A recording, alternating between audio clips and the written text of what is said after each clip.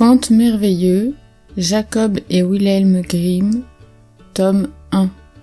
Histoire de celui qui s'en alla apprendre la peur. Un père avait 2 fils. Le premier était réfléchi et intelligent.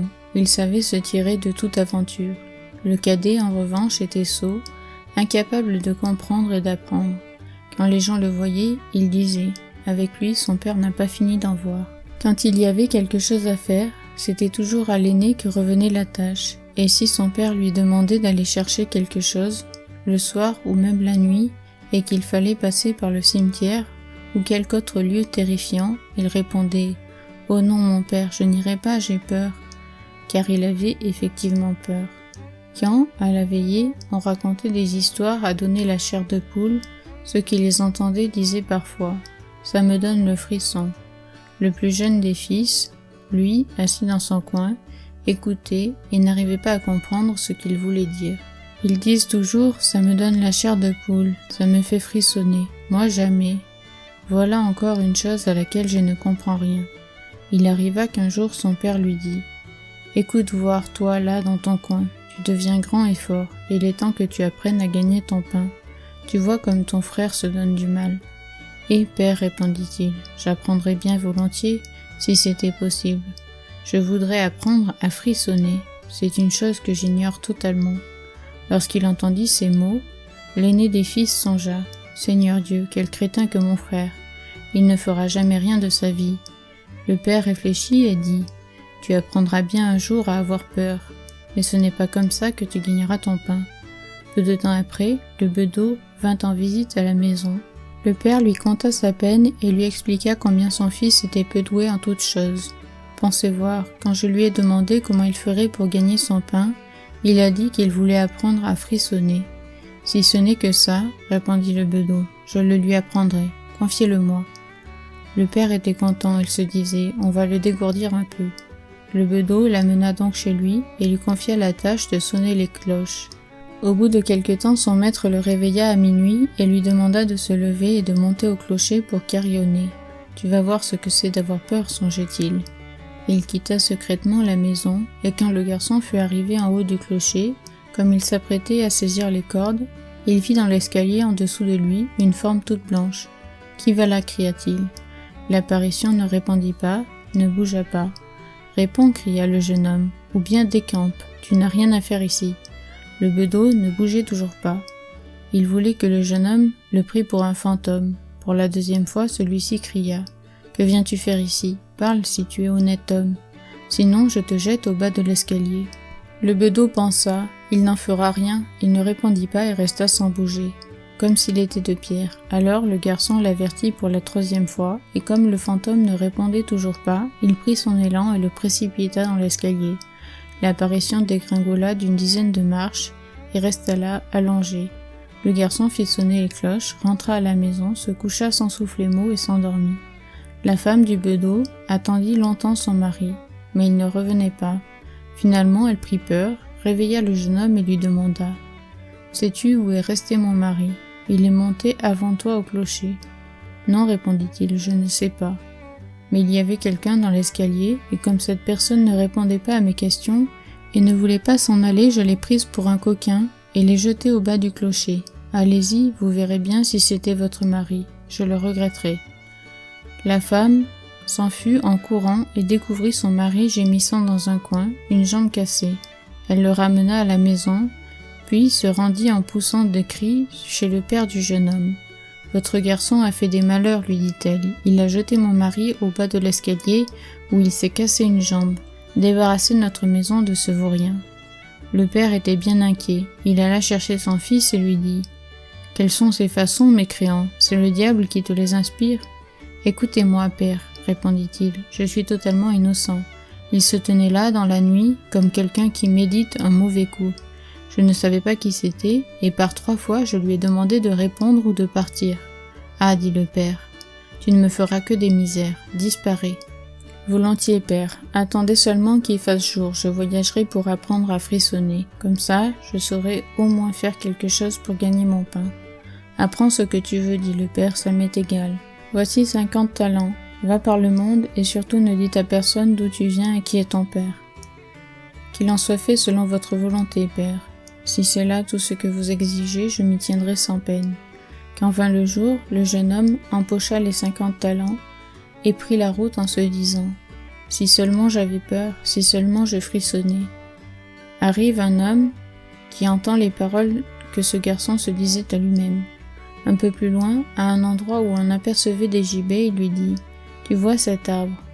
Il y en a 7 qui s'y sont mariés avec la fille du cordier et qui maintenant prennent des lotions de vol. Assieds-toi là et attends que la nuit tombe. Tu sauras ce que c'est de frissonner. » « Si c'est aussi facile que ça, répondit le garçon, c'est comme si c'était déjà fait.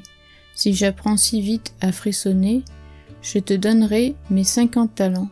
Tu n'as qu'à revenir ici demain matin. » Le jeune homme s'installa sous la potence et attendit que vint le soir, et comme il avait froid, il alluma du feu. À minuit, le vent était devenu si glacial que malgré le feu, il ne parvenait pas à se réchauffer, et les pendus s'entrechoquaient en s'agitant de ci de là. Il pensa: moi, ici près du feu, je gèle. Comme ils doivent avoir froid et frissonner, ceux-là qui sont en haut. Et comme il les prenait en pitié, il appliqua l'échelle contre le gibet, l'escalada, décrocha les pendus les uns après les autres et les descendit tous les 7. Il attisa le feu, souffla sur les braises et disposa les pendus tout autour pour les réchauffer. Comme ils ne bougeaient pas et que les flammes venaient lécher leurs vêtements, il dit: « Faites donc attention, sinon je vais vous rependre là-haut. » Les morts, cependant, n'entendaient rien, se taisaient et laissaient brûler leurs loques. Le garçon finit par se mettre en colère. « Si vous ne faites pas attention, dit-il, je n'y puis rien. Je n'ai pas envie de brûler avec vous. » Et l'un après l'autre, il les raccrocha au gibet. Il se coucha près du feu et s'endormit. Le lendemain, l'homme s'en vint et lui réclama les 50 talents. « Alors, sais-tu maintenant ce que c'est d'avoir le frisson ?» lui dit-il. « Non, répondit le garçon, d'où le saurais-je ? Ceux qui sont là-haut n'ont pas ouvert la bouche, et ils sont si bêtes qu'ils ont laissé brûler quelques hardes qu'ils ont sur le dos. » L'homme comprit qu'il n'obtiendrait pas les 50 talents ce jour-là, et s'en alla en disant: « Je n'ai jamais vu un être comme celui-là. » Le jeune homme reprit également sa route, et se dit à nouveau parlant à voix haute: « Ah, si seulement j'avais peur, si seulement je savais frissonner. » Un cocher qui marchait derrière lui l'entendit et demanda: « Qui es-tu » ? « Je ne sais pas, répondit le garçon. Le cocher reprit: « D'où viens-tu » ? « Je ne sais pas, rétorqua le jeune homme. »« Qui est ton père » ? « Je n'ai pas le droit de le dire. »« Que marmonnes-tu sans cesse dans ta barbe » ? Et répondit le garçon: « Je voudrais frissonner, mais personne ne peut me dire comment j'y arriverai. »« Cesse de dire des bêtises, reprit le cocher. Viens avec moi. » Le jeune homme accompagna donc le cocher, et le soir ils arrivèrent à une auberge avec l'intention d'y passer la nuit. En entrant dans sa chambre, le garçon répéta à haute et intelligible voix: « Si seulement j'avais peur, si seulement je savais frissonner. » L'aubergiste l'entendit et dit en riant: « Si vraiment ça te fait plaisir, tu en auras sûrement l'occasion chez moi. »« Tais-toi donc, dit sa femme. À être curieux, plus d'un a déjà perdu la vie, et ce serait vraiment dommage pour ses jolis yeux s'il ne devait plus jamais revoir la lumière du jour. » Mais le garçon répondit: « Même s'il fallait en arriver là, je veux apprendre à frissonner. C'est d'ailleurs pour ça que je voyage. » Il ne laissa à l'aubergiste ni trêve ni repos jusqu'à ce qu'il lui dévoilât son secret. Non loin de là se trouvait un château maudit, dans lequel il pourrait certainement apprendre ce que c'est que d'avoir peur, en y passant seulement 3 nuits. Le roi avait promis sa fille en mariage à qui tenterait l'expérience, et cette fille était la plus belle qu'on eût jamais vue sous le soleil. Il y avait aussi au château de grands trésors gardés par de mauvais génies, dont la libération pourrait rendre un pauvre très riche.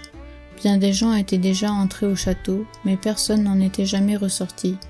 Le lendemain, le jeune homme se rendit auprès du roi. « Si vous le permettez, je voudrais bien passer 3 nuits dans le château. » Le roi l'examina, et comme il lui plaisait, il répondit: « Tu peux me demander 3 choses, mais aucune d'elles ne saurait être animée, et tu pourras les emporter avec toi au château. » Le garçon lui dit alors: « Eh bien, je vous demande du feu, un tour et un banc de ciseleur avec un couteau. » Le jour même, le roi fit porter tout cela au château. À la tombée de la nuit, le jeune homme s'y rendit, alluma un grand feu dans une chambre, installa le tabouret avec le couteau tout à côté et s'assit sur le tour.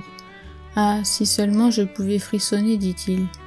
Mais ce n'est pas encore ici que je saurai ce que c'est. » Vers minuit, il entreprit de ranimer son feu, et comme il soufflait dessus, une voix retentit tout à coup dans un coin de la chambre. « Ouh, miaou, comme nous avons froid !»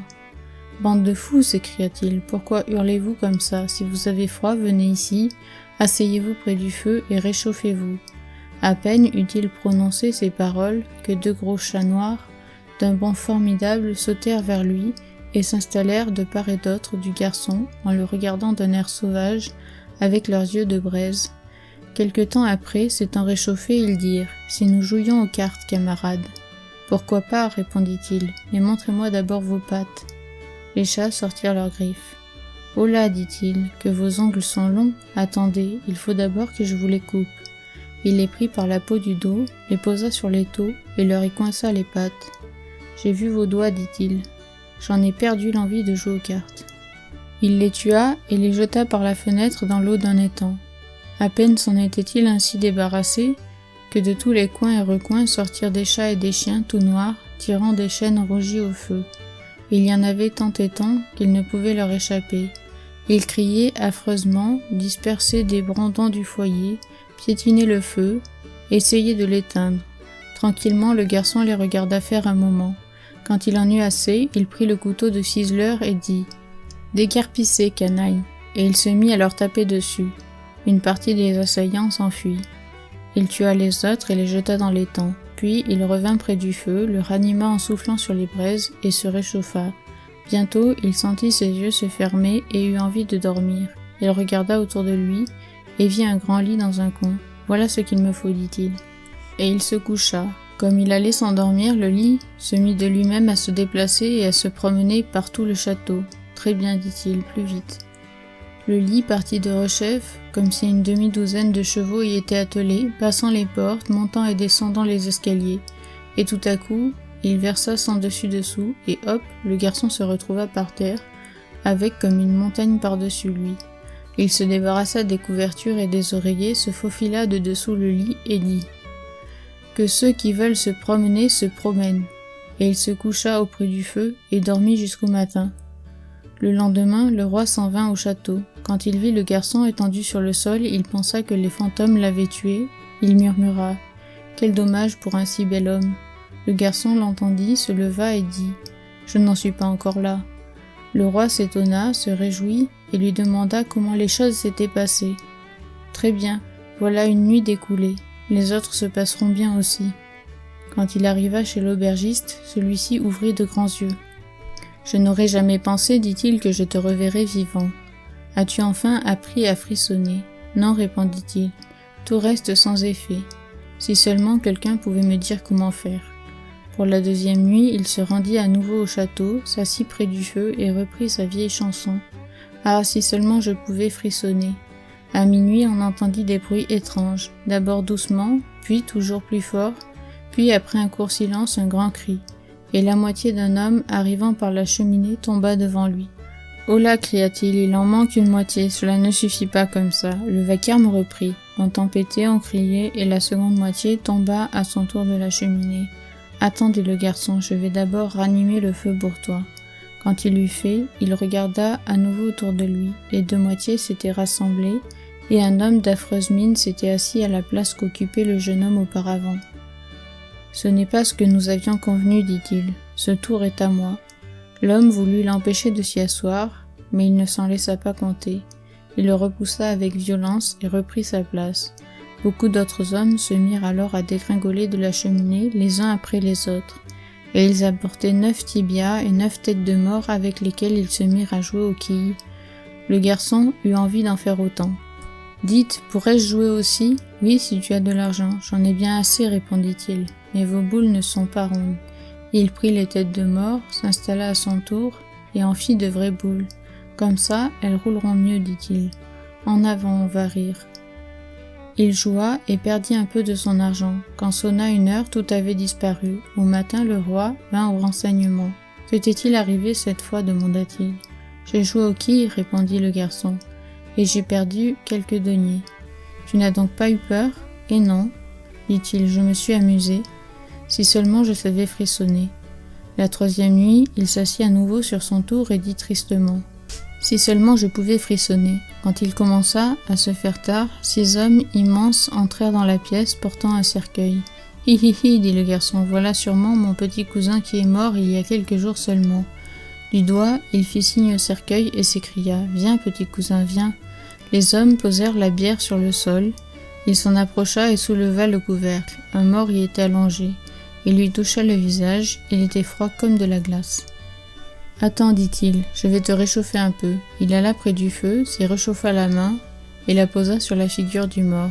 Mais celui-ci restait tout froid.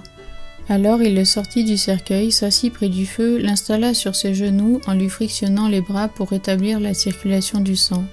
Comme cela ne servait à rien, il songea tout à coup qu'il suffit d'être 2 dans un lit pour avoir chaud. Il porta le cadavre sur le lit, le recouvrit, s'allongea à ses côtés. Au bout d'un certain temps, le mort se réchauffa et commença à bouger. « Tu vois, petit cousin, dit le jeune homme, ne t'ai-je pas bien réchauffé ?» Mais le mort alors se leva et s'écria « Maintenant je vais t'étrangler. » « De quoi, dit le garçon, c'est comme ça que tu me remercies? Retourne au cercueil. » Il le ceintura et le jeta dans la bière en refermant le couvercle. Les 6 hommes arrivèrent alors et l'emportèrent. « Je ne réussis pas à frissonner, dit-il. Ce n'est décidément pas ici que j'apprendrai. » À ce moment précis, entra un homme plus grand que tous les autres, qui avait une mine effrayante. Il était vieux et portait une longue barbe blanche. « Pauvre diable, lui dit-il, tu ne tarderas pas à savoir ce que c'est de frissonner, tu vas mourir. »« Pas si vite, répondit le garçon, pour que je meure, il faudrait d'abord que vous me teniez. »« Je finirai bien par t'avoir, dit le monstrueux bonhomme. »« Tout doux, ne te gonfle pas comme ça, je suis aussi fort que toi, et même bien plus fort. »« C'est ce qu'on verra, dit le vieux. Si tu es plus fort que moi, je te laisserai partir. Viens, essayons. » Il le conduisit par un sombre passage dans une forge, prit une hache et d'un seul coup enfonça une enclume dans le sol. « Je ferai mieux, dit le jeune homme en s'approchant d'une autre enclume. » Le vieux se plaça à côté de lui, laissant pendre sa barbe blanche. Le garçon prit la hache, fendit l'enclume d'un seul coup et y coinça la barbe du vieux. « Et voilà, je te tiens, dit-il, à toi de mourir maintenant. » Il saisit une barre de fer et se mit à rouer de coups le vieux, jusqu'à ce que celui-ci éclata en lamentations et le supplia de s'arrêter en lui promettant 1000 trésors. Le jeune homme débloqua la hache et libéra le vieux qui le reconduisit au château et lui montra dans une cave 3 caisses pleines d'or. « Il y en a une pour les pauvres, une pour le roi et la 3e sera pour toi, lui dit-il. » Sur quoi une heure sonna et le méchant esprit disparut. Le garçon se trouvait au milieu d'une profonde obscurité. « Il faudra bien que je m'en sorte, dit-il. » Il tâtonna autour de lui, retrouva le chemin de sa chambre et s'endormit auprès de son feu. Au matin, le roi arriva et dit « Alors, tu as appris à frissonner ?»« Non, répondit le garçon, je ne sais toujours pas. J'ai vu mon cousin mort et un homme barbu est venu qui m'a montré beaucoup d'or, mais personne ne m'a dit ce que signifie frissonner. » Le roi dit alors « Tu as libéré le château de ces fantômes et tu épouseras ma fille. » « Bonne chose, répondit-il, mais je ne sais toujours pas frissonner. » On alla chercher l'or, et les noces furent célébrées. Mais le jeune roi continuait à dire « Si seulement j'avais peur, si seulement je pouvais frissonner. » La reine finit par en être contrariée. Sa camériste dit « Je vais l'aider à frissonner. » Elle se rendit sur les bords du ruisseau qui coulait dans le jardin, et se fit donner un plein seau de goujon. Durant la nuit, alors que son époux dormait, la princesse retira les couvertures et versa sur lui l'eau et les goujons, si bien que les petits poissons frétillaient tout autour de lui. Il s'éveilla et cria « Ah, comme je frissonne, chère femme! Ah oui, maintenant je sais ce que c'est que de frissonner. »